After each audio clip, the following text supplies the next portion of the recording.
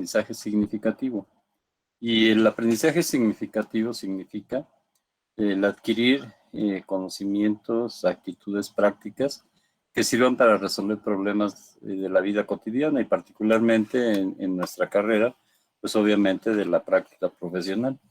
Entonces, se complementa aquí varios métodos de aprendizaje, que no es solamente el estar presente en la clase, escucharla, participar. Allí se puede discutir y al momento de que vamos discutiendo vamos aclarando y vamos reforzando esos conceptos, pero obviamente se complementa con la lectura, en donde se puede revisar exhaustivamente un concepto y después se complementa con el ejercicio y esa es la intención.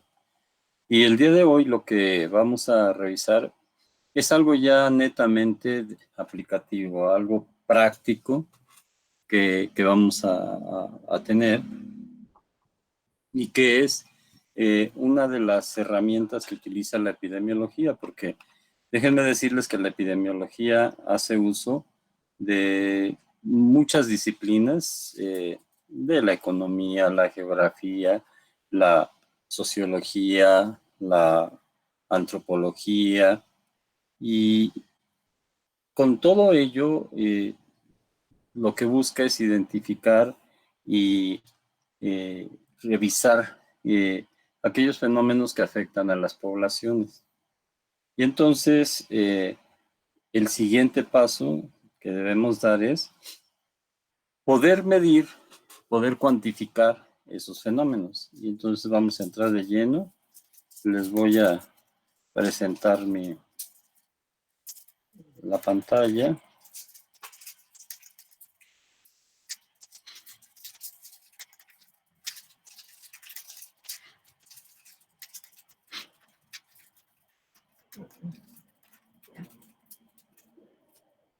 Esto es para recordar lo que hemos venido discutiendo respecto a el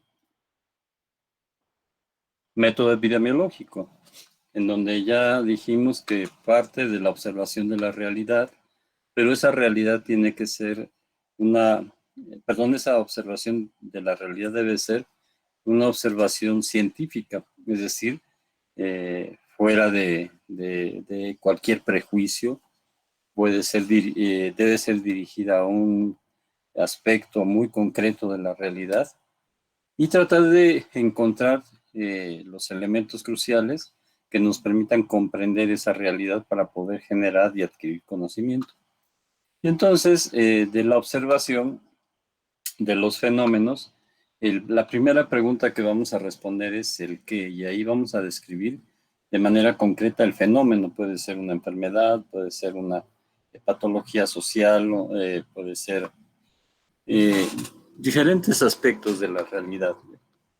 Y que en la siguiente etapa, para poder caracterizarla, debemos de aprovechar lo que hemos estado describiendo, que son las variables epidemiológicas, que se refieren a 3 elementos: persona, tiempo y lugar, y que nos van a dar la respuesta sobre quién está sufriendo el fenómeno, quién está sufriendo el fenómeno, cuándo lo está sufriendo y en dónde lo está sufriendo. Y entonces la descripción basada en las variables epidemiológicas nos permite justamente eso, el conocer todos los elementos intrínsecos al fenómeno que estamos estudiando y de esta manera poder caracterizarlo. Pero se requiere justamente el tener la dimensión cuantitativa. Y entonces para ello vamos a pasar a la siguiente etapa, que sería justamente el llevar a cabo la medición. Es decir, responder a la pregunta cuánto de ese fenómeno, de esas personas, en esos tiempos y en esos lugares está ocurriendo, para que de esta manera podamos justamente definir, precisar si el fenómeno es más grande, es menor, y comparar, que sería la siguiente etapa, vamos a poder describirlo apropiadamente en términos de estas medidas de resumen, que son las medidas de tendencia central, como la moda, la media, la mediana, el rango, la razón, proporción, cuartil, percentil, y por supuesto las medidas de asociación, que eso va a ser motivo de nuestra segunda unidad. Entonces, para poder llevar a cabo justamente esta medición, vamos a tener hoy que revisar los aspectos relacionados con una herramienta que va a ser fundamental para nosotros y que los elementos que vamos a presentar aquí van a complementar la lectura que ustedes hicieron del capítulo 11 y en donde vamos a organizar eso para poder entender de qué manera la estadística ayuda, es una herramienta de la epidemiología. Y entonces debemos primero definir qué es lo que estamos conociendo, y en ese sentido la estadística es el método científico que se utiliza para recolectar, elaborar, analizar e interpretar datos sobre características susceptibles de ser expresadas numéricamente de un conjunto de hechos, personas o cosas. Esa es la definición que dio Croston y Cowden de lo que es estadística. Y la aplicación de la estadística tiene dos áreas específicas. Una que es la estadística metodológica, que estudia sus métodos, y otra que es la estadística aplicada. Y como cuando nosotros aplicamos ya los métodos estadísticos a un propósito en concreto, es entonces que se llama estadística aplicada. Y aquí lo que vamos a ver es la estadística aplicada a la epidemiología en medicina. Para ello debemos primero entender que el método estadístico tiene una serie de pasos sucesivos, que son los siguientes. El primero es la planificación del estudio, es decir, qué queremos medir. El segundo es la recolección de la información que nos permita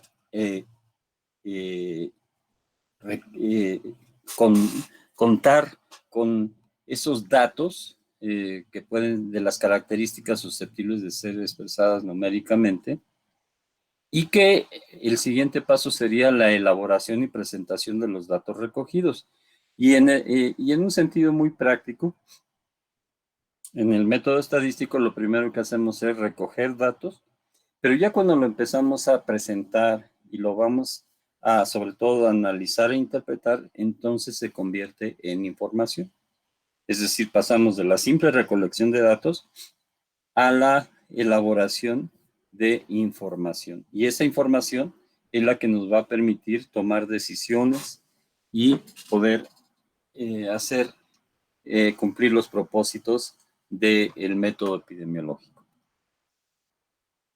Ahora, para poder obtener esos datos, hay dos métodos en concreto, que son los directos, como son las encuestas y los experimentos. Para entender mejor esto, conviene comentarles a ustedes que una encuesta es un método en el cual se recogen datos directamente de los objetos de estudio. Por ejemplo, el censo que acabamos de vivir el año pasado, y en este lo que se está obteniendo es justamente datos de las personas que viven en nuestro país. Y eso nos permite de manera directa obtener esos datos para convertirlos en información. El otro ejemplo de un método directo son los experimentos, en donde al momento de que estamos haciendo una experimentación, podemos observar el fenómeno tal cual y directamente podemos obtener la información, los datos, para convertirlo después en información. El segundo método es el indirecto. Y ese se refiere a obtener datos o información, ya sea de registros o publicaciones que puedan existir en un determinado momento. Y eso es lo que hacemos cuando vamos, por ejemplo, a la recopilación estadística de la información del censo o los anuarios estadísticos específicos. ¿Qué ventajas y desventajas tienen? ¿Qué ventajas y desventajas tienen estos métodos? Permítanme un segundo.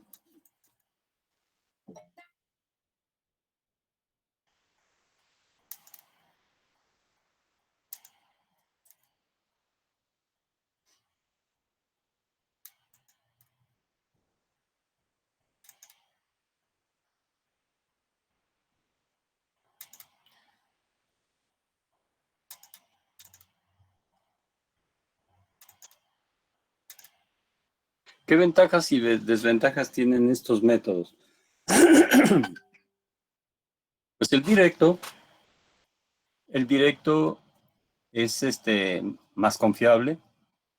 También tiene la característica de que podemos obtener la información tal cual la requerimos, pero el inconveniente que tiene o la dificultad que tiene, pues es que no siempre es posible.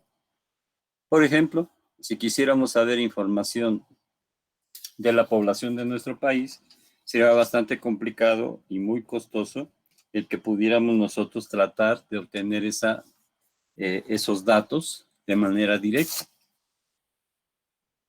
Por supuesto que van a ser más completos, pero tienen también el inconveniente de que no están esos datos e información, no están trabajados exactamente como nosotros, perdón, están trabajados exactamente como lo requirió o como lo programó quien realizó ese método directo, pero cuando nosotros lo consultamos de manera indirecta, es decir, consultamos los registros, las publicaciones, los anuarios estadísticos, pues ahí no podemos nosotros modificar, ni podemos preguntar algo más, ni podemos averiguar algo más de lo que nos están presentando. Entonces, como ven, tienen sus ventajas y desventajas ambos métodos, el directo y el indirecto. ¿Ustedes han tenido oportunidad de consultar alguno de estos métodos? Sí, ¿no? Sí. Sí, doctor. ¿En qué momento o cómo fue?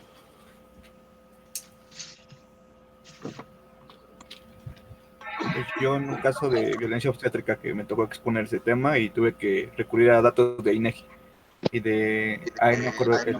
me acuerdo la encuesta. Ok, sí. Sí, Pues en la escuela también Ah, hacíamos uso de las encuestas para la clase de metodología de la investigación. Tuvimos que hacer varios proyectos y hacíamos claro, encuestas en la escuela. claro. yo, por Entonces, ejemplo, ahí vemos la utilización de los dos métodos, uno de datos ya publicados, ¿verdad? Que son los indirectos, pero se complementa con el levantamiento de información de manera directa para específicamente para los requerimientos de una investigación. ¿Alguien más quería hablar? yo, doctor, Oiga, después. bueno, yo también he revisado las encuestas de Ensanud, que pues nos ayudan un Ok. poquito a saber del estado de salud que se encuentra en nuestra población. Ok, sí, tienes razón, es buena información y esa fue obtenida de manera directa, pero ya nosotros estamos haciendo la consulta de algo que ya se publicó, de que es un resumen o los datos ya completos, pero nosotros estamos utilizando un método indirecto. Y como ven, pues tiene ventajas y desventajas que ya las hemos dicho. ¿Hasta aquí alguna duda? No, No. doctor, todo bien. Perfecto. Lo siguiente que en el método tenemos que hacer es clasificar los datos y aquí vamos a tener diferentes tipos de datos que vamos a poder obtener. Son los datos cronológicos en donde la variable tiempo cobra particular relevancia, los datos geográficos donde hace referencia a algún sitio específico, los datos cualitativos en donde es una calidad en donde no hay ni más o mejor, sino simplemente son categorías que pueden tenerse, y los datos cuantitativos en donde ya existe un mayor o menor o un grado mayor o menor. Y entonces podemos agrupar justamente los datos que estamos recogiendo a través justamente de este tipo de referencia. ¿Pueden darme ejemplos de los diferentes datos que estamos señalando? Doctor, Justo. en cuanto a Sí, los adelante. datos cronológicos, por ejemplo, tendríamos que ver las bases en cuanto a las defunciones por meses o el nacimiento de acuerdo a la edad o las consultas médicas que se registren al día. Muy bien, Y sí, eso. muy bien. Y vemos ahí cómo estaba la variable tiempo es la que está siendo el principal elemento, ¿verdad? ¿Algún Y el otro? punto clave. Por Sí, ejemplo, en cuanto a bueno, en esta situación de la pandemia, ay, o primero tú, Carly, si quieres. No, tú, No, dime, está bien. tú primero. No, yo después. Ah, bueno, por ejemplo, también, gracias. Por ejemplo, igual, pues ahorita, como estamos viviendo en la cuestión de la pandemia, por ejemplo, ay, se me fue el nombre, los artículos que están saliendo y, por ejemplo, que tienen, o sea, que se basan, no sé, por ejemplo, en la medida, no sé, de ciertos nanogramos de virus o cosas así, eso sería, por ejemplo, algo cuantitativo más que cualitativo y podría ser una clasificación de los datos. Claro. Sí, y también lo que nos han presentado, por ejemplo, de los ESAVIS, en donde los están clasificando de manera cuantitativa, ¿no? Aunque la categoría que se está revisando puede ser hombre, mujer, puede ser por tipo de vacuna, ahí sería cualitativo. Y ya cuando se contabiliza la cantidad que está siendo sujeta de esa característica, y entonces ya tenemos una magnitud de esas variables que serían cuantitativas, ¿verdad? Cualitativas, perdón. ¿Algún otro ejemplo? Bueno, yo iba a hablar sobre los datos geográficos, Claro. que podría ser, por ejemplo, en este caso, bueno, tomando lo de la pandemia de COVID, en México, pues lo van agrupando como por estados y, por ejemplo, dentro de Claro. la Ciudad de México, también se toma en cuenta como los hospitales por cada alcaldía. Ok, Entonces, sí. Y allí fíjense que esto nos puede generar una forma de presentar la información de los datos geográficos en lo que sería una cartografía, ¿verdad? Y esa cartografía nos permite fácilmente, visualmente, poder identificar, pues, digamos, zonas de riesgo o concentración de información en un determinado lugar. Y es una forma de expresar esa información una vez que ya ha sido tabulada. ¿Queda claro entonces la clasificación de los datos? Sí, Sí, doctor. doctor. Sí, doctor. Bueno, pasamos entonces ahora al método para tabular los datos. Tabular los datos es, en pocas palabras, contabilizarlos, ¿no? Y hay tres métodos en particular. Uno que es el más clásico y se utiliza pues cuando tenemos pocas unidades de observación, pocos individuos a contabilizar, y es el método manual, que se utilizan palitos y taches, ¿no? Entonces podemos poner 4 palitos y uno que cruza, y entonces eso significa 5. Si hay 8, entonces lo ponemos 4 palitos, uno que cruza y otros 3 adicionales. Pero imagínense tabular manualmente la información de todo el censo. Es algo imposible de realizar. Y entonces se necesitan métodos más modernos que inicialmente fueron mecánicos. Por ejemplo, cuando ustedes están contabilizando en una muestra de laboratorio, están contabilizando los glóbulos rojos, pues ¿cómo lo hacen? Pues es por campo y tienen un instrumento mecánico que es una especie de sumadora en donde se van tecleando los que vamos viendo y al final nos da una medida y esa es la forma mecánica. Y ya más reciente lo que tenemos son las famosas bases de datos, que con las bases de datos vamos alimentando con la información de cada individuo observado a una base de datos y al final esa base de datos nos permite contabilizar e incluso ir creando estadísticos específicos relacionados con esa información.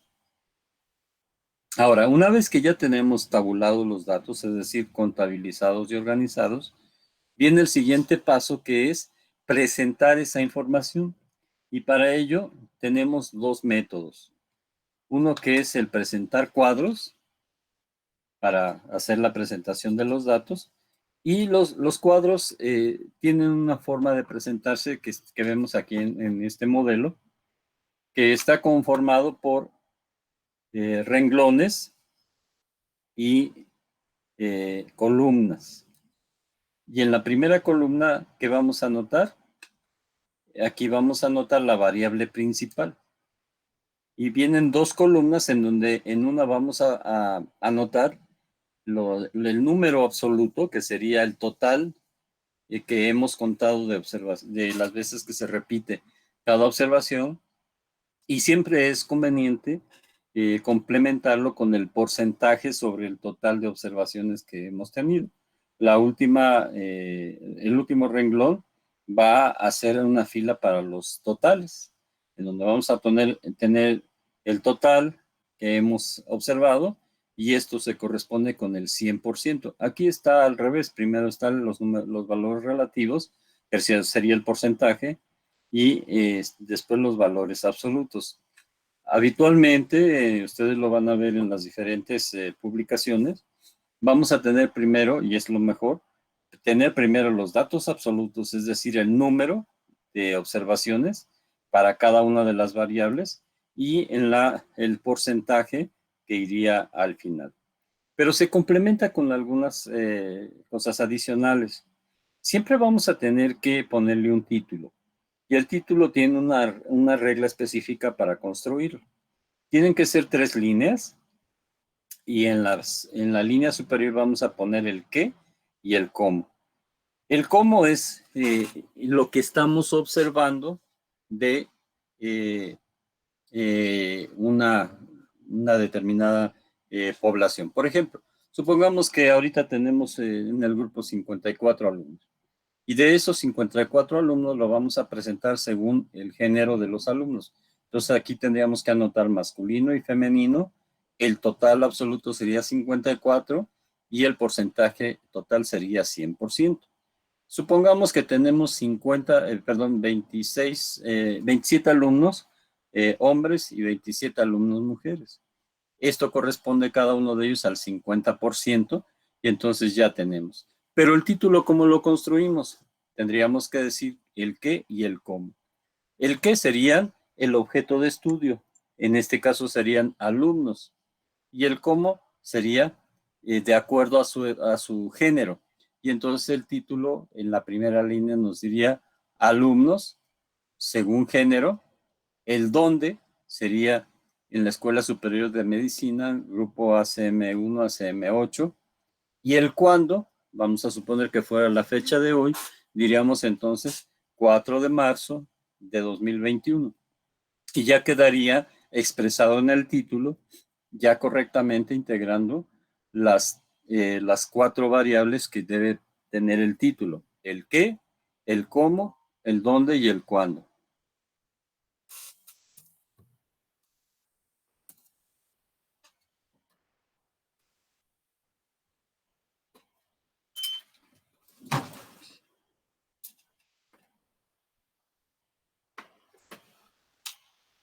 ¿Sí? ¿Y todo bien? Sí, doctor. ¿Hasta aquí? Bueno, también otro aspecto que debemos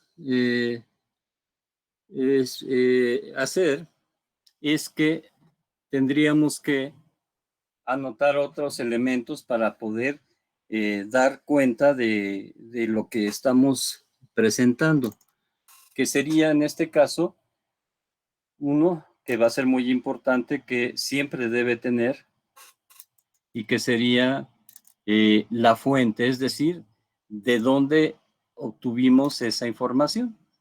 Y por ejemplo, si esta información de alumnos según género lo hicimos preguntando a cada uno de los alumnos, pues entonces sería encuesta a los alumnos de los grupos ACM1 y poner la fecha.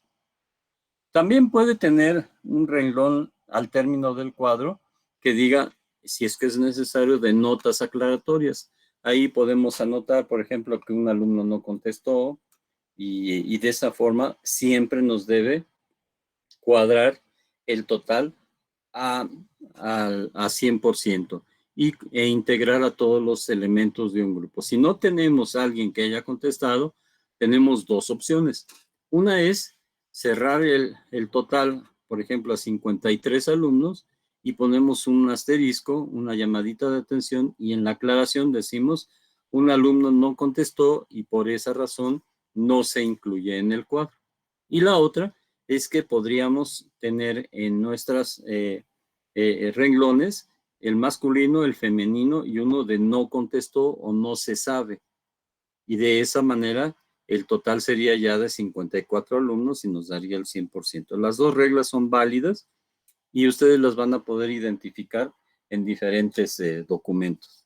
¿Hasta aquí alguna pregunta? No, doctor. No, doctor. Ah, doctor. Muy bien.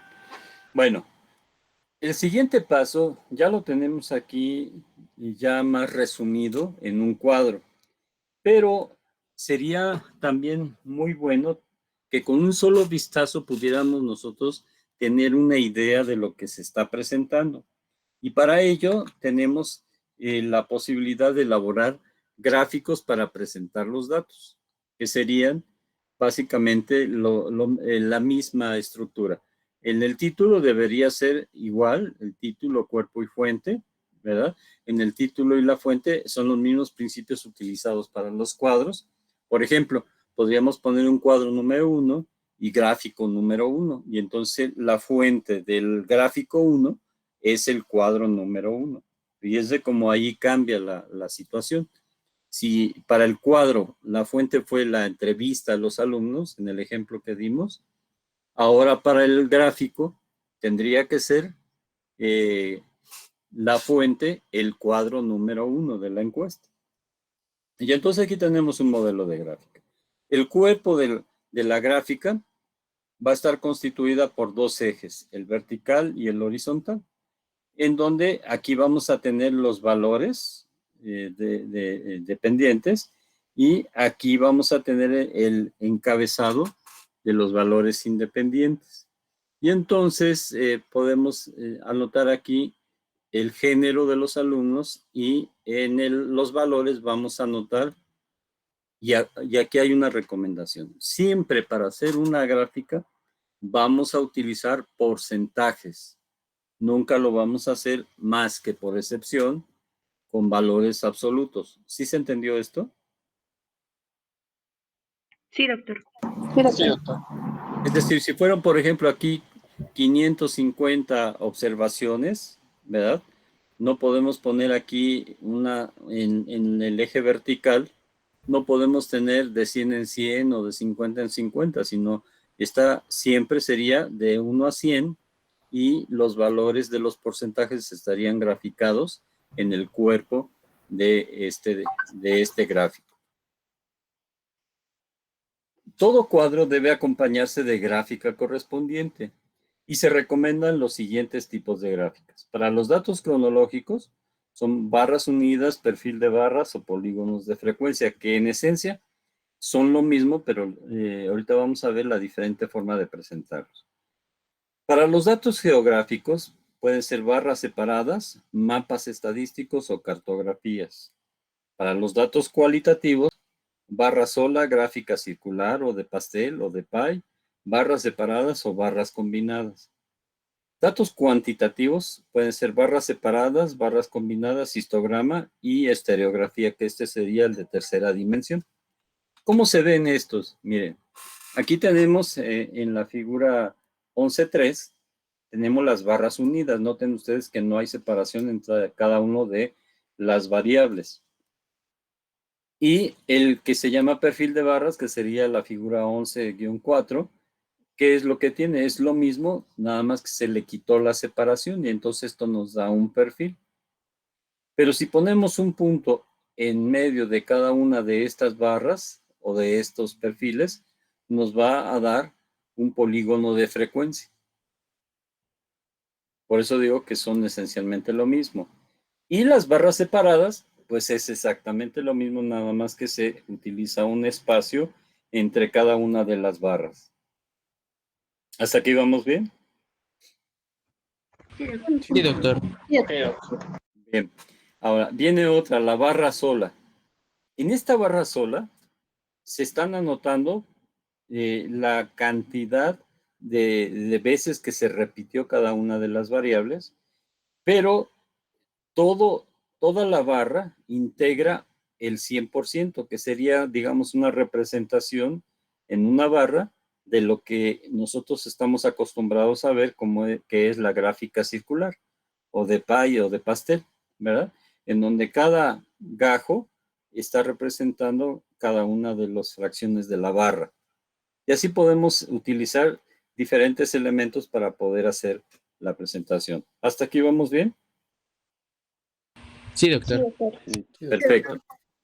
Bueno, ahora, hay algo muy importante que tenemos que pensar en epidemiología. Y es que para la epidemiología, de acuerdo con su definición, tiene particular interés la frecuencia, porque acuérdense la definición, estudio de la frecuencia y distribución de los fenómenos que afectan a las poblaciones y los factores que la determinan. Y entonces va a ser muy importante la frecuencia con que se presenta un fenómeno, sobre todo lo relativo a la enfermedad y muerte. Pero hay que aclarar que no es suficiente con conocer el número absoluto, porque así no se saben las posibilidades de presentarse en otras personas y es difícil comparar la situación con la de otros grupos o poblaciones. ¿Por qué lo decimos? Miren este ejemplo. A ver, díganme ustedes. Tenemos frecuencia de un evento en un lugar A es de 10 y en un lugar B es de 20. Y la pregunta es, entonces, ¿en dónde es más frecuente el evento? En B. En el lugar B. En el B. Si nos quedamos con esa idea, es Depende de la obvio si nos basamos, claro, va a depender de la población, porque miren acá, para la población del lugar A es 1000, pero la población del lugar B es 10 veces más. Entonces, ¿cómo quedamos? ¿En dónde fue más frecuente el evento? En el A. En el A. No obstante que lo vemos en número absoluto, lo vemos más pequeño que 20, pero la relación con la población es lo que hace que podamos determinar una probabilidad. Por ello es que en epidemiología lo correcto es que la frecuencia se deba referir a determinadas constantes, con lo que será posible expresar la probabilidad del fenómeno y establecer comparaciones con otros grupos o poblaciones. Y entonces aquí tenemos un elemento que nos va a ser de mucha utilidad.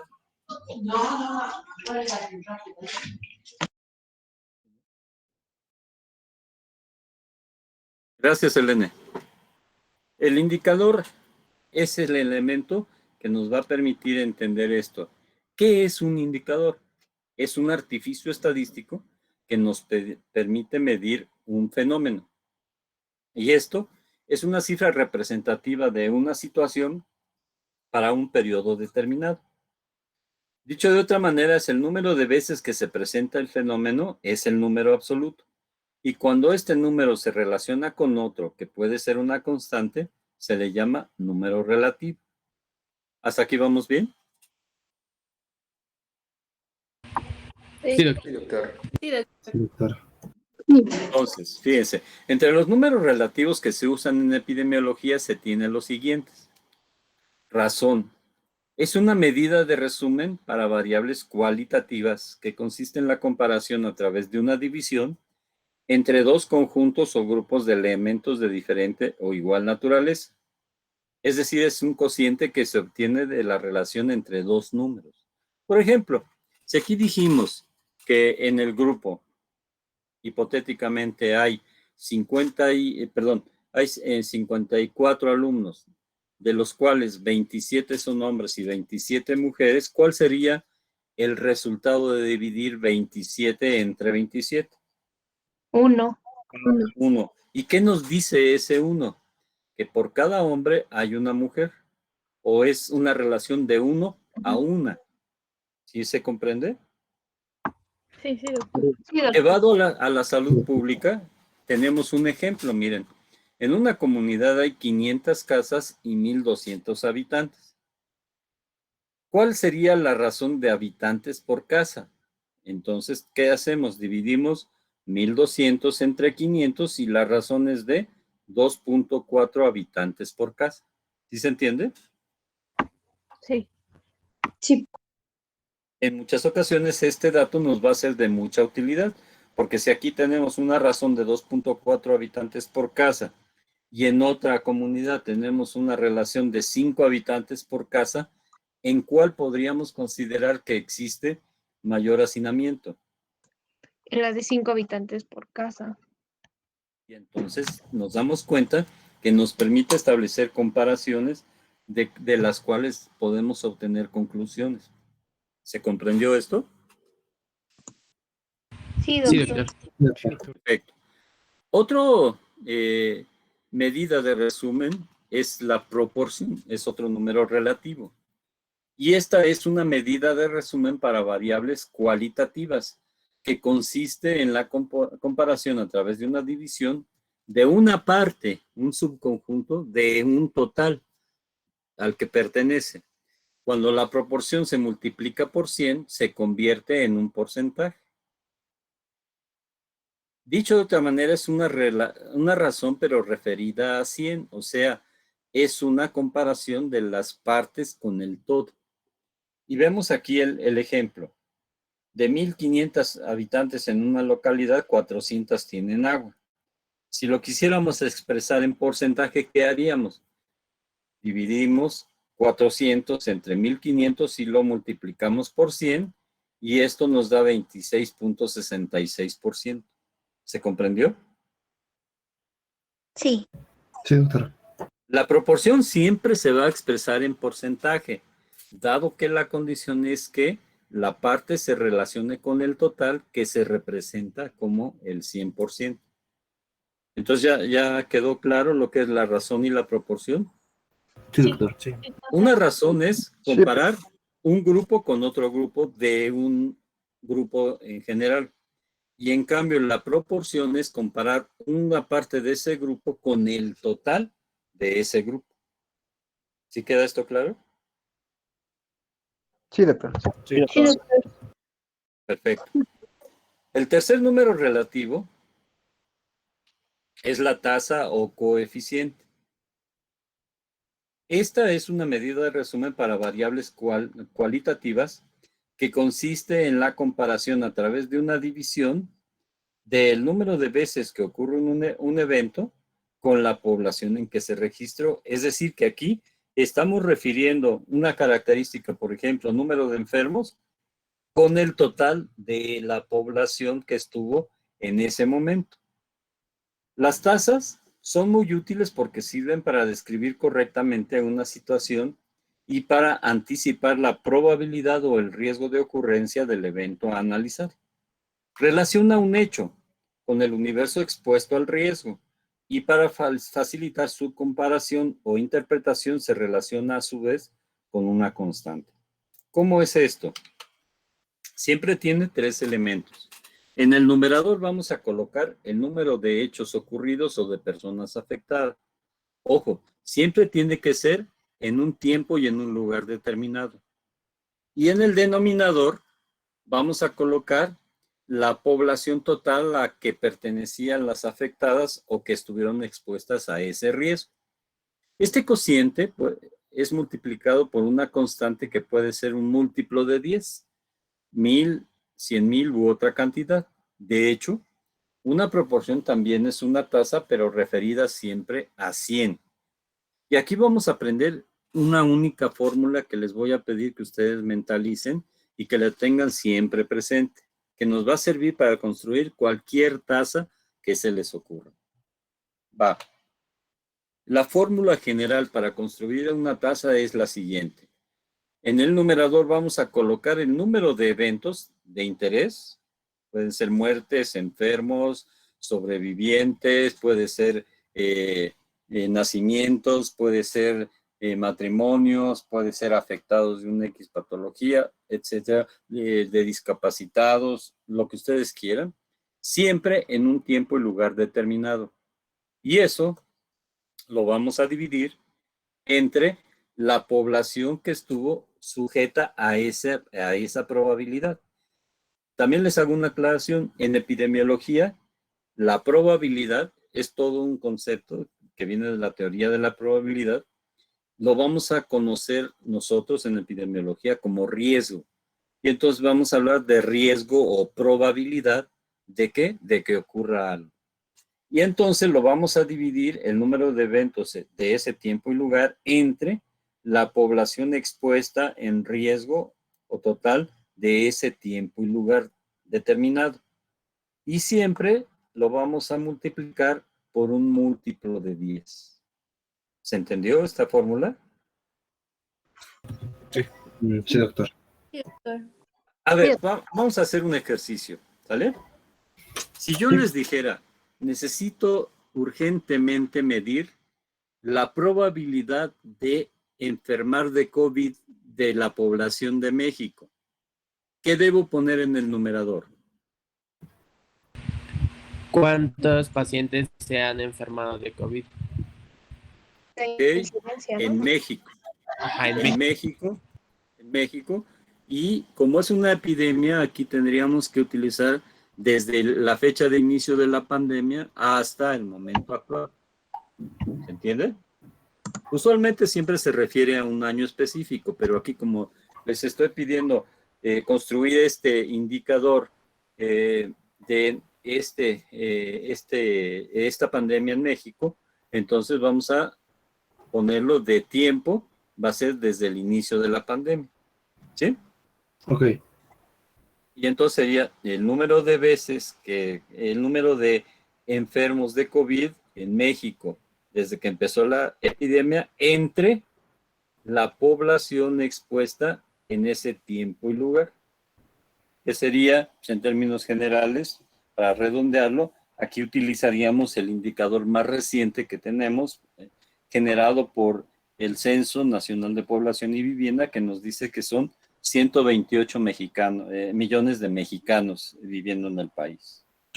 Y eso lo vamos a multiplicar por un múltiplo de 10. ¿Para qué lo vamos a multiplicar así? Para tratar de construir un número que nos diga algo, porque si tenemos hasta ahorita 2.800.000 casos, más o menos, y la población es de 128 millones de habitantes, el número que resulte nos va a salir 0.0000 algo, ¿cierto? 0.021. 0.021. Ok, pero sería fácil de entender que en México la probabilidad de enfermar de COVID es de 0.021. No, habría que multiplicarlo por 10.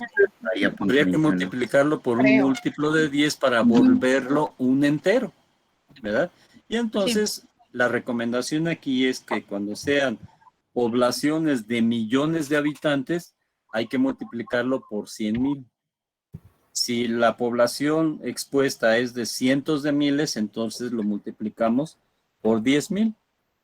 Y si buscamos comparar con otros países, hay que multiplicarlo por 1,000 y eso se va a denominar tasa bruta de algo específico, porque se hace con el múltiplo ya acordado por todos los países de multiplicar por 1,000. ¿Me di a entender?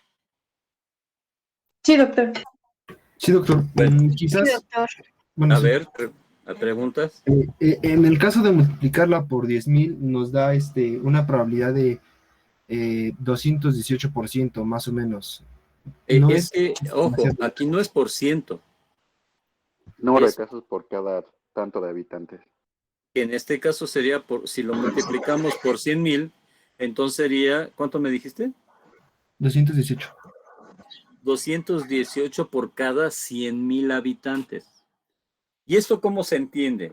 Fíjense, Es como si dividiéramos los 128 millones de habitantes de nuestro país en grupitos de 100,000 en 100,000. Y por cada 100,000 en 100,000 estaríamos teniendo 228 enfermos de COVID. Oh, ok, gracias. No, ¿Entendió? Ya comprendí, sí, son sí, 2187. completamente. Perdón, sí, Abigail, ¿qué dices? Ah, bueno, es que Héctor dijo que por 10,000, ¿no? Ok, entonces por 10,000. Sí, doctor, gracias, ya comprendí. Pero el No hay concepto, lo que me interesa es el concepto. Que el porcentaje es cuando lo multiplicamos por 100. Ahí sí podemos hablar de un porcentaje.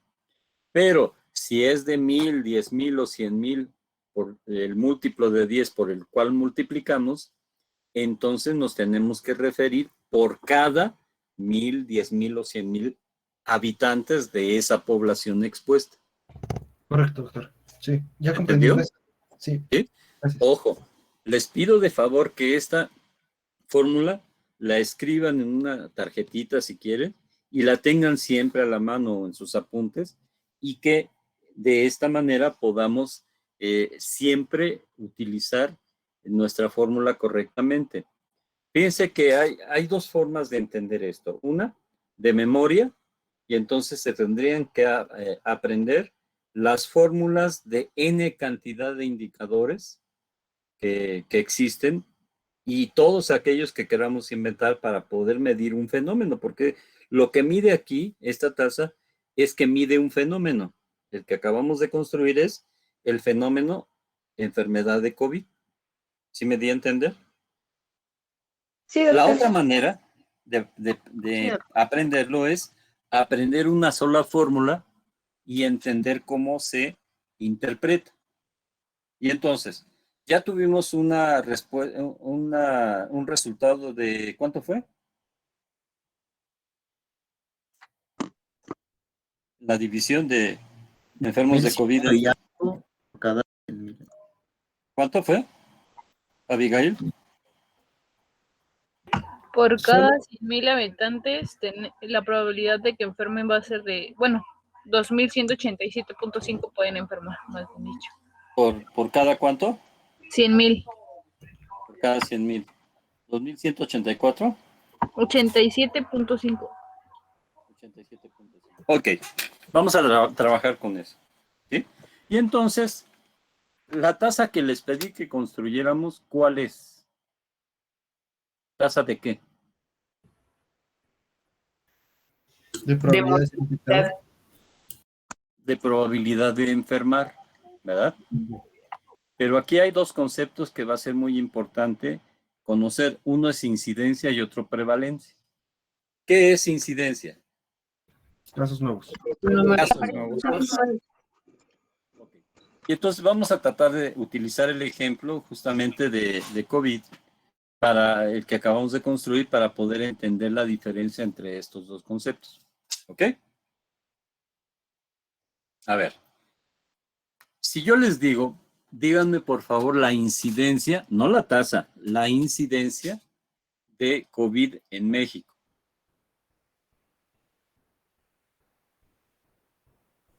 ¿Qué me dirían? Necesitamos saber el número de personas diarias que enferman o en un tiempo determinado, por ejemplo, y también la población que se encuentra expuesta. No, porque les pedí incidencia, y es que aquí hay que hacer la diferenciación. Una cosa es incidencia y otra cosa tasa de incidencia. La incidencia es un número y la tasa de incidencia es una probabilidad. ¿Se entiende la diferencia? Sí, doctor. Sí, doctor. ¿Sí? Por ejemplo, en nuestro caso dijimos que son, ¿qué? 2,800,000 casos, ¿no? Hasta el momento. ¿Esos casos qué son? La prevalencia. Ese es casos acumulados. Casos acumulados, y entonces es incidencia acumulada. ¿Se comprende? Sí, ya. Okay. ¿Sí queda claro? Doctor, y entonces, ¿cuál sería la diferencia de prevalencia? La prevalencia hay de dos tipos. Es de punto o de periodo. A ver, La prevalencia de punto, bueno, empecemos por definir qué es prevalencia. ¿Prevalencia qué es? Alguien que me diga. El total de Son los casos Es totales. es el número de casos que se mantienen en un periodo determinado. Digamos los casos hasta la fecha, pero Pero que entonces, siguen ¿cuál es la activos. diferencia con incidencia? En que la incidencia habla de casos nuevos y la prevalencia, por ejemplo, te habla de que, ok, incidencia, 2 personas se enfermaron hoy. Prevalencia, son esos 2 más 10 personas que siguen enfermadas hasta hoy. Y entonces la prevalencia sería Ok. eso. Sí, entonces, fíjense, ahí me das un buen elemento. Entonces, incidencia es casos nuevos y prevalencia son casos existentes, que pueden ser antiguos con nuevos. ¿Me explico? Sí. Sí, ¿Y ya doctor, quedó pero claro? a mí ya me surgió la duda de qué diferencia tendría la incidencia acumulada con la prevalencia. Ok. Sí. Porque la prevalencia tendría que ser de periodo o puntual. Ah, ok. Si yo te digo, ¿cuál es la prevalencia de casos? Perdón, la prevalencia de COVID. ¿Tú te quedarías así nada más con esa pregunta o dirías, ¿cuál quiere? ¿La de punto o la del periodo? Si es la del periodo de toda la pandemia, entonces eso va a ser igual a ¿qué? 2.800.000. A la incidencia acumulada. Va a ser igual, A la ¿verdad? Vendría a incidencia ser acumulada. la diferencia de, o sea, la incidencia acumulada serían el total de casos que se han reportado hasta hoy y la prevalencia serían los casos que se mantienen activos, porque están los casos activos y los casos resueltos, ¿no? Ajá. Y es el total de todos los casos. Pero si yo les digo la prevalencia al día de hoy, ¿qué les estoy preguntando? ¿No es como un sinónimo de la incidencia acumulada? No, ¿No? estás hablando del número de enfermos Número el de día de casos totales al día No, de hoy. estás Casos hablando puntuales. del número de personas que se mantienen con la enfermedad activa al día de hoy. Hoy, el día de hoy. Esa es prevalencia puntual. Y si les digo, ¿cuál fue la prevalencia de COVID en el mes de enero de 2021? Ese sí es el tendría periodo. que hacer Entonces una tendríamos que sumar los casos nuevos de enero de 2021 más los que están todavía enfermos del mes anterior, de diciembre, ¿verdad? Y esa sería la prevalencia. ¿Para qué nos sirven estas dos medidas? Fíjense que tienen una utilidad muy importante. A ver, pregunta capciosa. Si yo les digo, ¿cuál es la incidencia de diabetes mellitus tipo 2 en México? Ok, ¿cuándo? ¿Incidencia de cuándo? ¿De este mes? Bueno, Cuesta trabajo entenderlo, ¿verdad? Pero Pues piensen llegan en los una casos cosa. No, infectados, serían ¿no? todos los ¿Nuevos? casos que ya se conocen desde febrero, más sumando los que se conocen, los que se han reportado en el mes de marzo. Esa sería Es la que, incidencia. es que ahí también tendríamos que decir puntual o de periodo, ajá. ¿verdad? Pero, ok, si yo les digo prevalencia de diabetes al día de hoy, ¿qué inmediatamente les viene en la mente? ¿Cuántos hay hoy? Ajá. El número de Y no casos. importa el número total de enfermos al día de hoy. ¿Sí? Pero aquí tenemos un problema. Es fácil identificar cuántos están empezando hoy a enfermar de diabetes. No. No.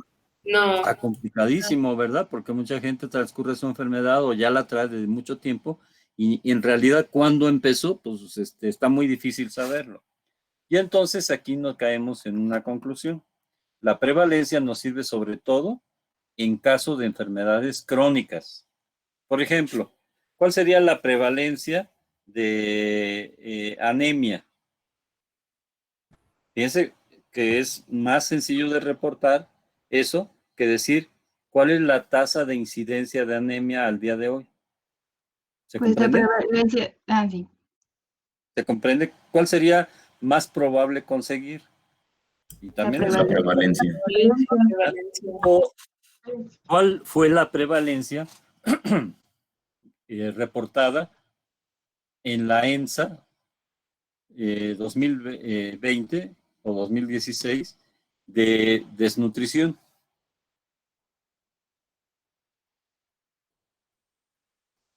O si tienen ahí a la mano su celular, busquen el que les envié hoy, el cuadrito de obesidad. ¿Ya lo tienen? Por el Día Mundial de la Obesidad. Ya. Ya. Y entonces, a ver, vamos a ver. Países con mayor población obesa. ¿Qué dice allí? México, 32.4%. ¿Eso qué es? ¿Incidencia o prevalencia? Prevalencia. Es prevalencia. Ah, no es prevalencia, ¿no? Y si nos vamos a la parte de abajo, en donde están mujeres, y nos dice 36.6% de sobrepeso y 40.2% de obesidad. ¿Qué es eso? Igual prevalencia. Prevalencia Igual prevalencia, son los existentes, son los que existen en el momento de la encuesta, ¿cierto? ¿Por qué no decimos incidencia? Porque es bien complicado, casi prácticamente imposible, el poder medir cuántos el día de hoy están debutando como obesos o con sobrepeso. Que sean casos nuevos, pues es un proceso, ¿no? Al final de cuentas. ¿Sí se comprende? Pero Sí. ¿qué tal si les digo? ¿Cuál es la incidencia de COVID al día de hoy? ¿Qué tendrían que hacer? Checar el número de casos nuevos hoy.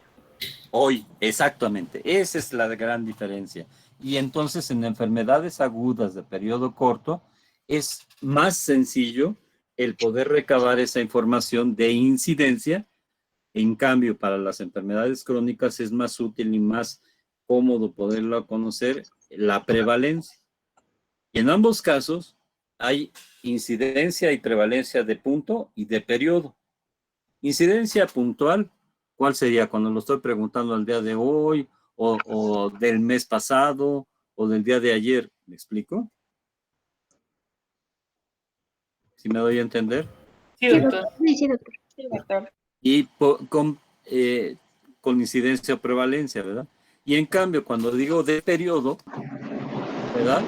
Entonces, tengo yo que marcar, también en el caso de la incidencia o prevalencia puntual, tengo que decir en qué tiempo estoy pidiendo la información.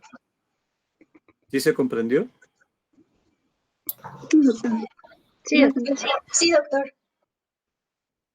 ¿Queda claro entonces lo que es incidencia y prevalencia de punto y incidencia y prevalencia de periodo? Sí. Sí. El punto es en un momento preciso, ¿verdad? Por ejemplo, un día, y de periodo es en un tiempo específico más largo. ¿Sí me di a entender? Sí, doctor. ¿Sí? Bueno, vamos a hacer ejercicios con eso. Ah, otra cosa que me faltaba. ¿Cómo se interpreta una tasa? Supongamos que estamos viendo la tasa de mortalidad. ¿Qué mide? El número de muertes. No, Por porque cada el número 100.000 de muertes habitantes. es el numerador. Es una relación. Por cada La 100.000 probabilidad habitantes, de tantos morir muertos. por una Exactamente, la infección. probabilidad de morir. Y si estoy hablando nada más de tasa de mortalidad, ¿de qué estoy hablando?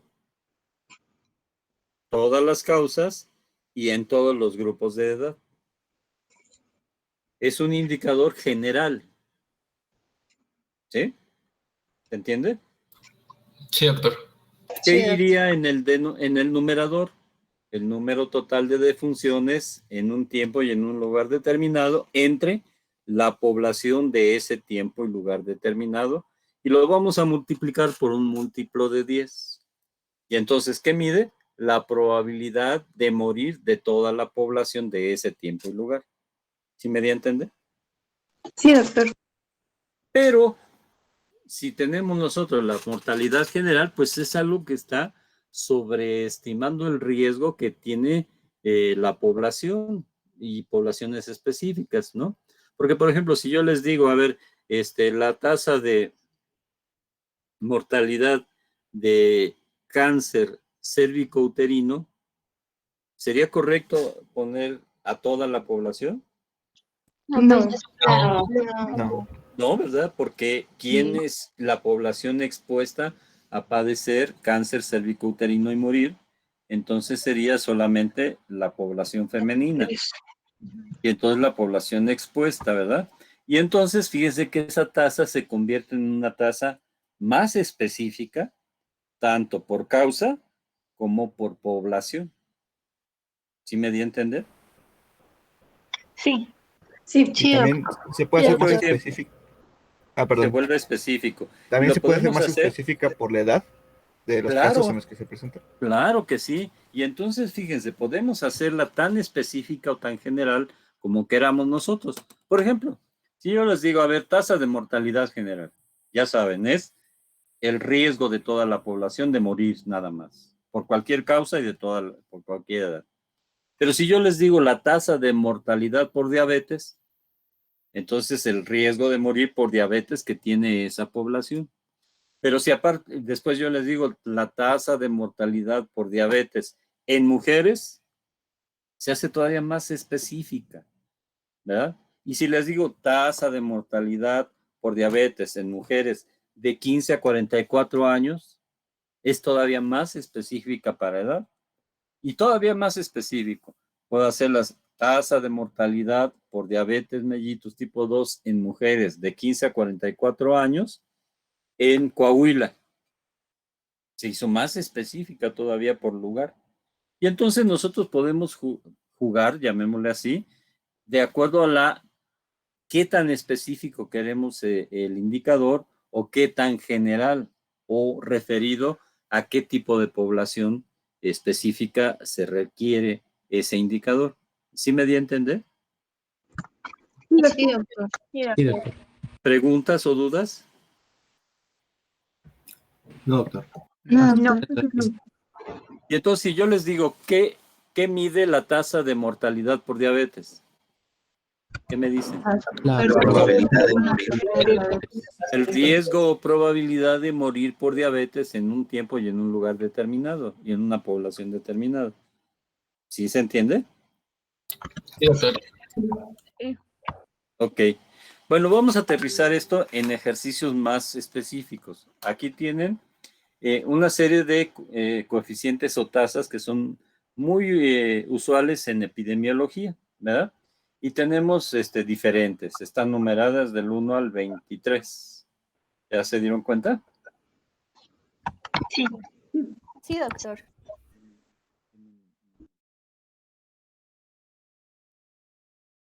Bueno, a ver, como son del 1 al 20, 23, Luis Ángel Rodríguez, ¿está? Sí, doctor. No sé, Arno tiene un poquito de problemas. Ok. Dime, por favor, la número 17, el indicador número 17. Mortalidad neonatal. Ok. ¿Qué mide?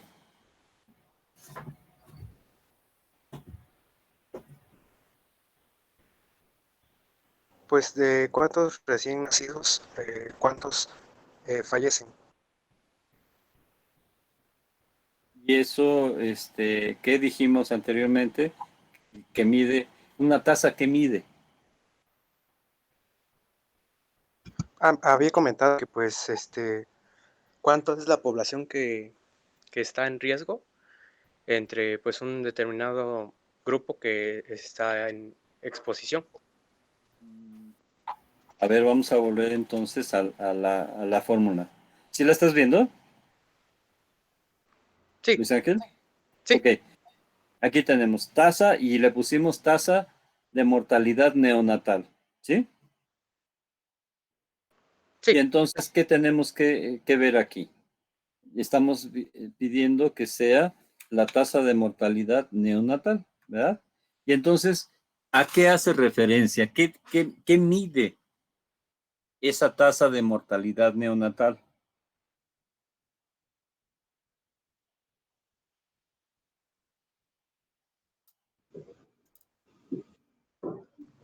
Dijimos que era Ah, el ya. riesgo, Entonces sería el número de muertos, ¿no? porque el número de muertos es en el numerador. Sería el riesgo de morir en esa población. La probabilidad. Riesgo o probabilidad de morir, ¿de quién? De De los la niños. población neonatal. Nacidos. Por definición, que decimos que la población neonatal, ¿cuál es? La población de Los recién primeros nacidos. 28 días de vida. Los 28 días. Y es. Los primeros 28 Ahora, días. aquí hay una observación que tenemos que hacer. Fíjense que los grupos de edad se denominan ya de una manera muy específica de acuerdo a los riesgos que tienen, a las probabilidades que tienen de enfermar y morir. Y entonces así tenemos varios tipos de población. Miren, aquí están. Vamos a las 5. Es infantil, preescolar, escolar, productiva y postproductiva. Pero también tenemos una que se llama hebdomadal, la neonatal y la postneonatal. ¿A qué se refiere esto? Es que están divididas según los riesgos que tienen esas poblaciones. A ver, va la información. La población menor de un año la vamos a llamar población infantil. ¿Sí queda claro? Sí. Ahora, la infantil, a su vez, se subdivide según las etapas de riesgo que se tienen y que dijimos, a ver, en los menores de un año, los niños que no han cumplido un año de vida, y de hecho, pues es la etapa de la vida en que más riesgo existe de morir, ¿cierto? Sí, doctor, eso nos comentó. Ok, bueno, si tenemos a la población infantil menor de un año, ¿cuál es el que tiene más riesgo de morir? El primer mes. Del primer mes. La primera semana. La primera semana. Bueno, entonces a eso se llama mortalidad hebdomadal, que es la mortalidad de los nacidos que tienen menos de 7 días de vida. Es de la primera semana. Así se llama hebdomadal, es la número 16 que estoy señalando allí. Hebdomadal. Correcto, doctor. Es la de los 7 días. Después viene, ¿qué periodo de vida? Neonatal. El neonatal, ¿verdad? Que sería neonato hasta los 28 días de vida. ¿Sí? Y esa es la mortalidad neonatal. Y después de más de 28 días de vida hasta antes de cumplir el año, le vamos a llamar postneonatal, que sería prácticamente de 1 mes a 11 meses, 29 días, 23 horas, 59 minutos. ¿Se entendió? Sí. ¿Queda claro? Después de la mortalidad infantil que dijimos es la de menos de un año, ¿cuál sigue? La preescolar. La preescolar es de 1 a 4 años de edad. ¿Sí? Sí, doctor. La escolar es la que sigue, es de 5 a 14. 5 a 14 años es la escolar. Luego sigue la edad productiva. Es de 15 a 64 años de vida. Y la postproductiva es la de 65 años y más. ¿Sí se entendió? Sí, doctor. ¿Se anotaron? ¿Sí lo anotaron? Entonces ya tenemos los elementos para poder caracterizar nuestros indicadores que tenemos en la lámina, que está a la vista de todos. A ver, vamos a empezar con una fácil, ¿no? La 4. Guadarrama. Hola, Doc. Aquí ando. ¿Qué tal? Buena tarde. ¿Me podrías Buenas tardes. decir, qué tal? Buenas tardes. ¿Me podrías decir mortalidad general? Pensando en, como dijimos, con todo el desarrollo de la fórmula para construir la tasa, que en este caso sería la tasa de mortalidad general. Venga. Pues tengo entendido, sería la probabilidad o riesgo de morir. Pues como su nombre lo dice, es general, en un tiempo y lugar determinados. Cuando decimos general, estamos hablando en toda la población, de todas las edades y por todas las causas. Es una tasa que mide probabilidad general, ¿sí? ¿Cómo se construye la tasa? Despeja la fórmula. En el numerador, ¿qué va? En el numerador va pues toda la población, toda, de cualquier sexo, de cualquier edad. ¿Toda la Digo, población? este es el denominador, perdón. En el numerador va la cantidad de muertes, perdón. Y podría ser más preciso diciendo que la totalidad de muertes en todas las edades y por todos los tipos de causa. Y además en un tiempo y lugar determinado. ¿Estamos de acuerdo? Sí. Y en el denominador, ahora sí.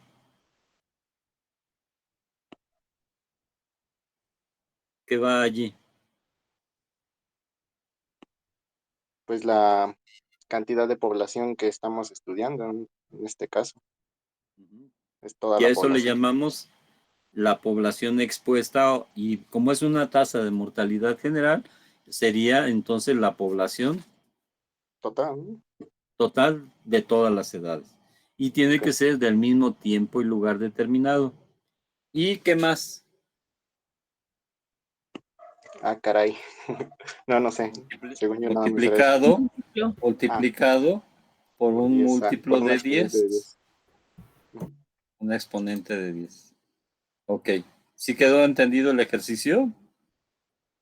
Doctor, todo bien.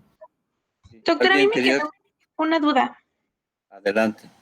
Era respecto a la multiplicación por el múltiplo de 10. ¿Cuál era el que teníamos que escoger o basado en qué escogíamos el múltiplo? El múltiplo de 10 lo vamos a escoger dependiendo del total de población que tengamos en el denominador. Si la población son millones, hay que multiplicarlo por 10 a la 5, que sería por 100,000. Si la población en el denominador es de cientos de miles, entonces multiplicarlo por decenas de miles, por 10,000. Y si es menos de 10,000, sería por 1,000. Ah, ok. Gracias. ¿Me di a entender? Sí, doctor, gracias. Perfecto. A ver, Rodríguez Bobadilla. Presente, doctor, aquí estoy. Ok, a ver, por favor, dime entonces la siguiente, mortalidad infantil.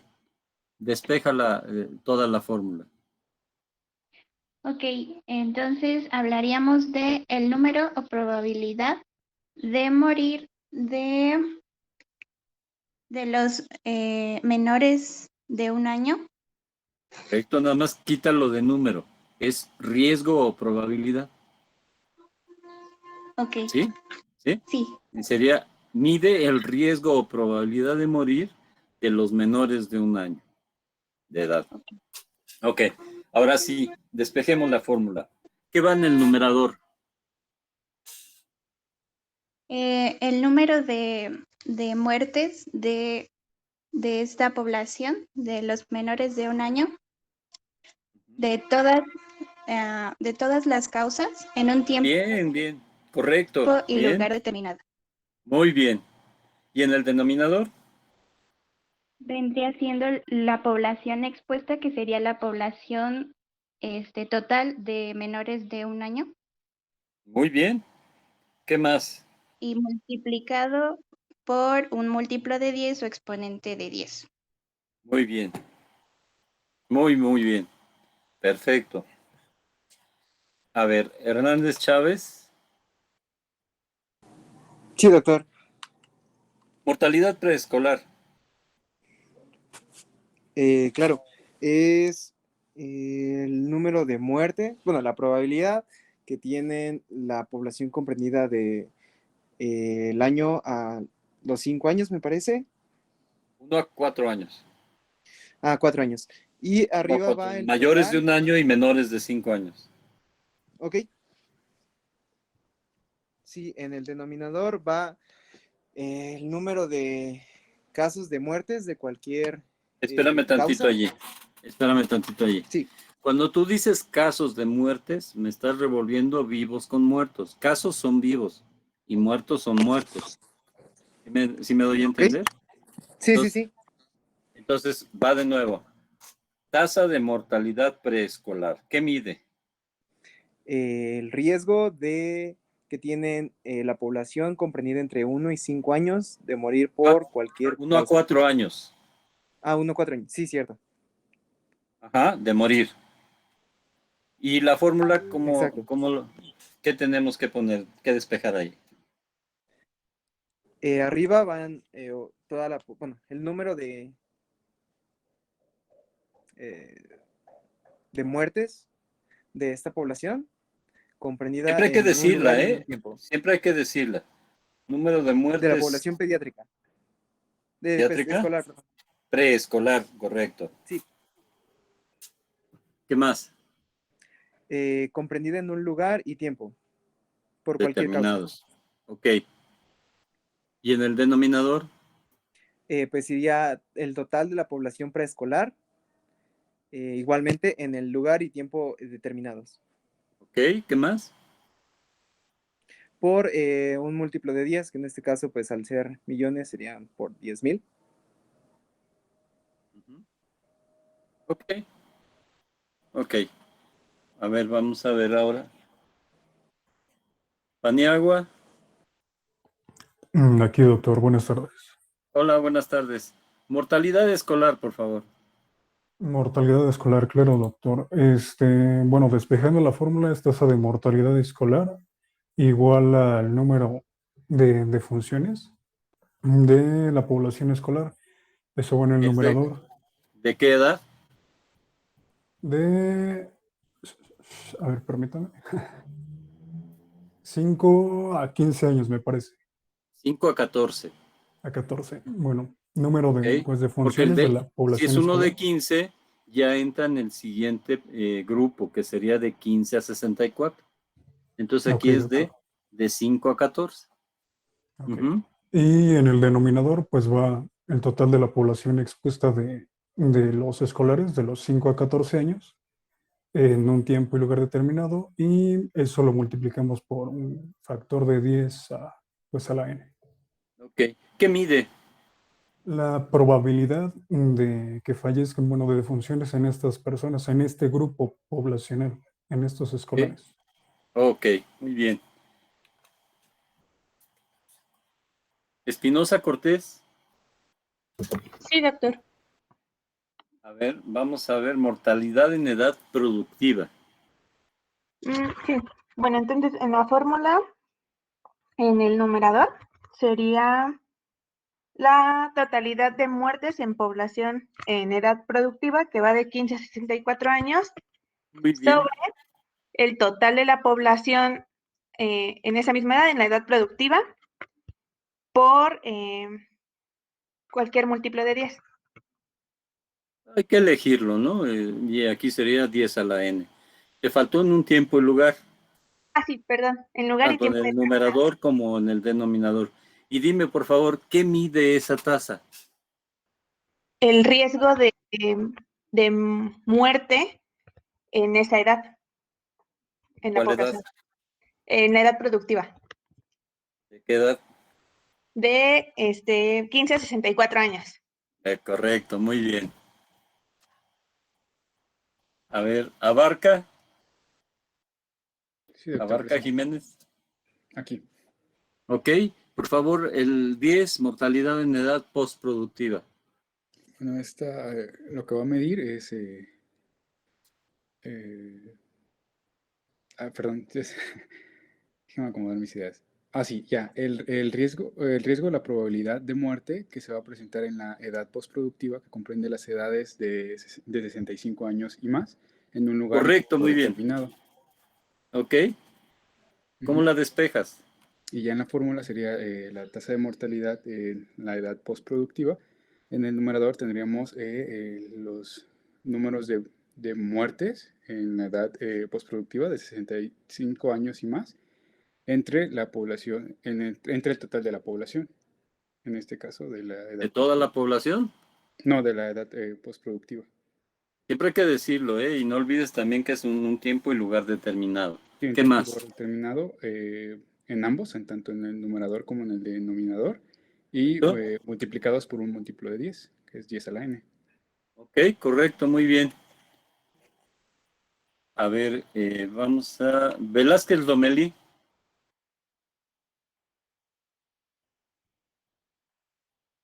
Sí, doctor, buenas tardes. Hola, ¿qué tal? Te voy a poner una difícil, ¿vale? La Ok. número 10, la 19. Mortinatalidad. Ok. ¿Qué es un mortinato? No muerto Es, durante el nacimiento. bueno, ¿Muerte durante el nacimiento? al nacimiento. ¿Al nacimiento? Son niños que nacen muertos. Exactamente. Por eso se llama mortinato. Muerto nacido, ¿no? O sea, puede nacer, pero no vivo. Y entonces mortinatalidad. ¿Ok? Ok. Adelante. ¿Qué mide?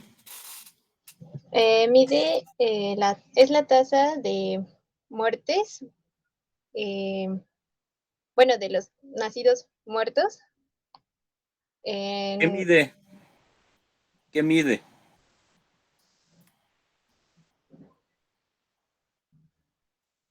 Es la tasa de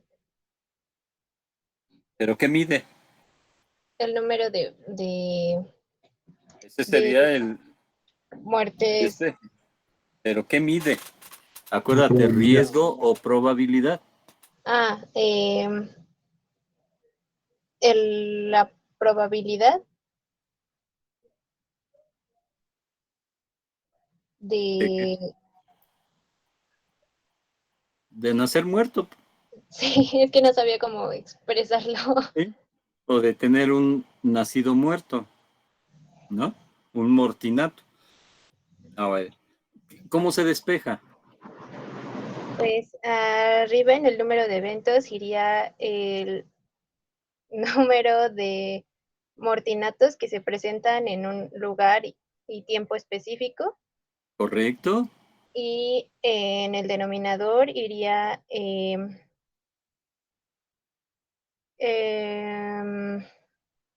pues toda la población Pero si de... ponemos a toda la población, ahí van hombres también, ¿no? De hecho, eso iba toda la población de mujeres que... Pero si es toda la población, pues hay unas que no están embarazadas, ¿no? Sería la población de mujeres embarazadas. Ahora dime una cosa, ¿crees tú posible y factible el poder conocer el número de mujeres embarazadas en un momento dado? No. Es muy complicado. Entonces, fíjense que para esta tasa de mortinatalidad y para la tasa de, de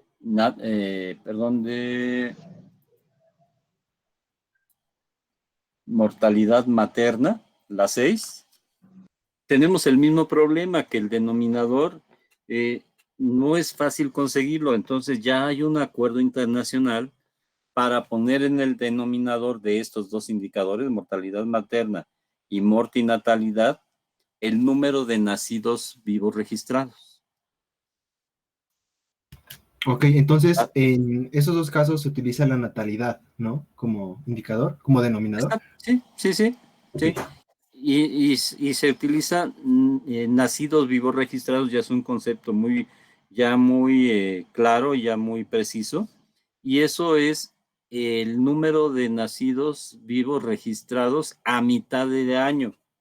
es decir, al 1 de julio, para compensar los que aún no nacieron con ya la totalidad de los que ya nacieron al final del año. Y entonces por eso se utiliza como denominador en estos dos indicadores los nacidos vivos registrados. Y esa cifra la proporciona el Consejo Nacional de Población.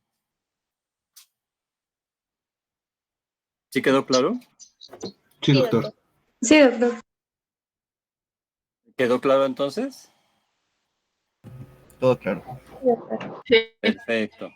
Ahora vamos a ver tasas de morbilidad. ¿Onfalia? Sí, doctor. ¿Qué es morbilidad?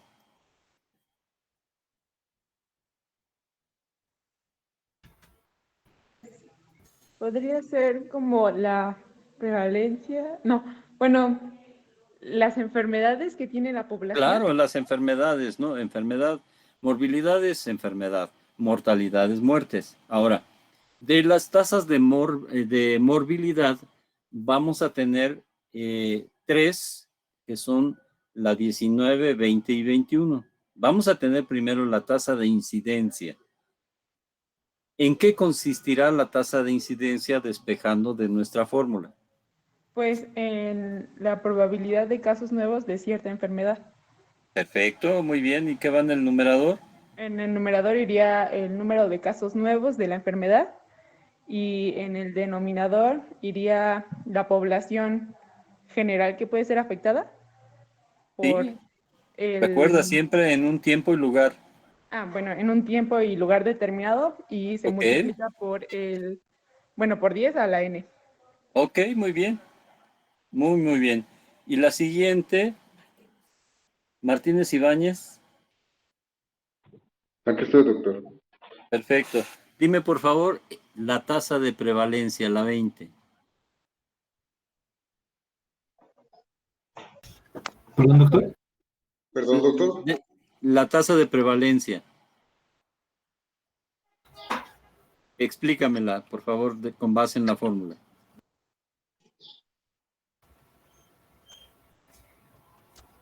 Doctor. ¿Quién? ¿Yo? ¿Víctor? Perdón. ¿Qué me había dicho, doctor? La tasa de prevalencia. Ah, ok. ¿Qué es prevalencia? Es la proporción de individuos de un grupo de una población que presentan una característica o en un evento determinado.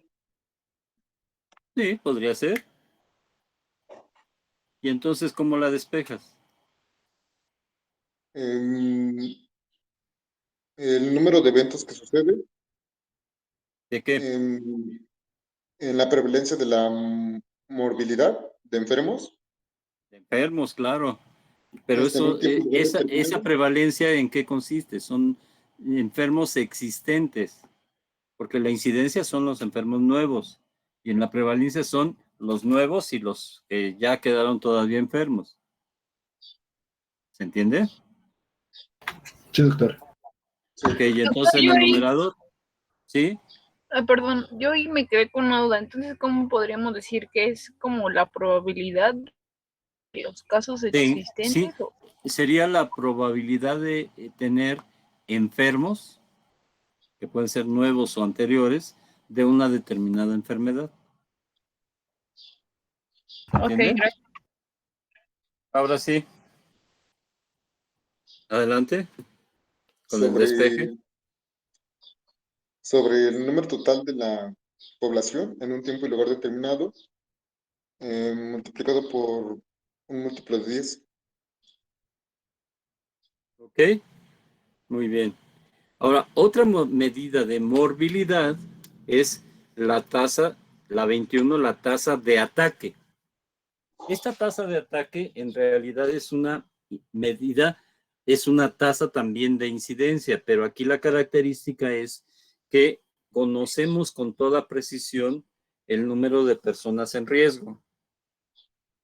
Por ejemplo, esto se utiliza en los brotes, ¿no? Vamos a suponer un ejemplo hipotético.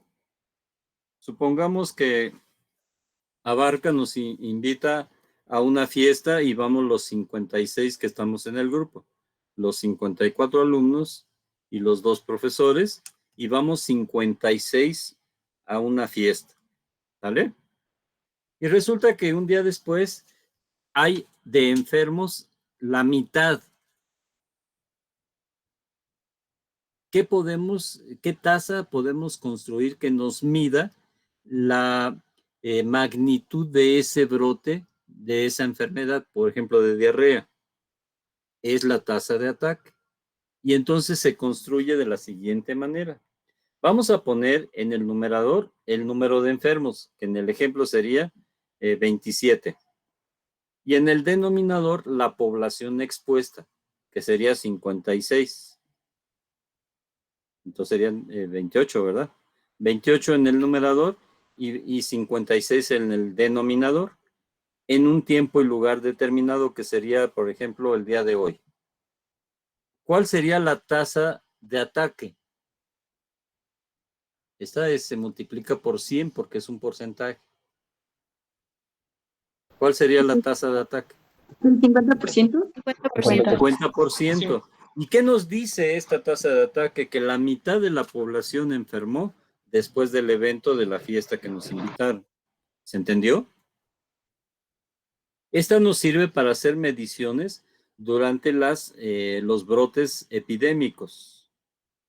Y va muy de la mano de la tasa de letalidad. Tasa de letalidad nos mide ¿qué cosa? Nos mide la probabilidad de que un enfermo muera a consecuencia de esa enfermedad. Y entonces supongamos que de esa tasa de ataque del 50%, que corresponde a 28 enfermos, muere la mitad. ¿La tasa de letalidad de cuánto es? Del 50%. De 50%. Y entonces con esto podemos medir qué tan grave es una enfermedad. La tasa de ataque nos dice qué magnitud tiene y la tasa de letalidad qué gravedad tiene. Y entonces la tasa de letalidad, ¿cómo se construye? De la siguiente manera. Si supongamos que tenemos 14 murieron de los 28 que enfermaron, entonces ponemos 14 en el numerador y en el denominador, ¿a quién ponemos? A los 58. Los 28. Exactamente, porque los que estuvieron en riesgo de morir, ¿quiénes fueron? Solamente los que enfermaron. Los que enfermaron. Exacto. Y entonces 14 entre 28, ¿cuánto es? 0.5%. 50%. Ahora, esto nos sirve para comparar. Si yo les digo, por ejemplo, que hay una enfermedad que tiene el 100% de letalidad y se llama rabia, ¿qué les estoy diciendo? Que todas las personas se van a morir. Que todos los enfermos mueren, ¿no? Pero si yo les digo que COVID, por ejemplo, tiene una tasa de letalidad del 2%, ¿qué les estoy diciendo? Que por cada 100 se van a morir. De cada 100 enfermos, 2 fallecen. En realidad es una tasa de letalidad baja, pero socialmente pues no es soportable el hecho de pensar que pueda morir alguien, ¿no? ¿Se comprende esto? Sí, doctor. ¿Se entiende la diferencia entre tasas de incidencia, prevalencia, ataque y letalidad? Sí, doctor. ¿Alguna duda o pregunta? No, ninguna, doctor, todo claro. Perfecto. Solo repasar, Bueno, doctor. sí, y para que puedan repasar, les voy a encargar una tarea. Voy a dejar de compartir.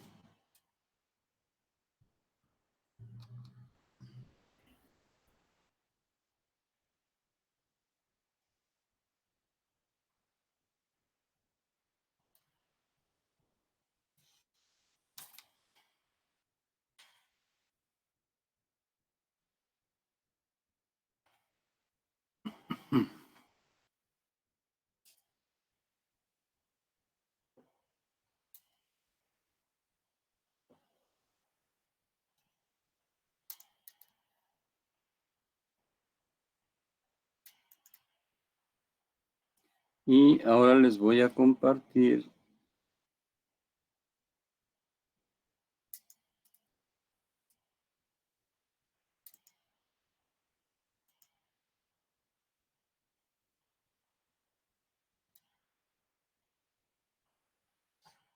Un segundo, por favor.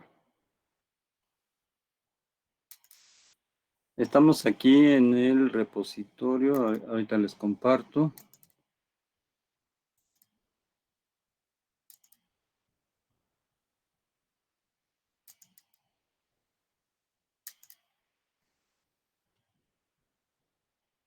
Listo. Ahí está lo que es la imagen de el repositorio, ¿cierto? ¿Sí lo ven todos?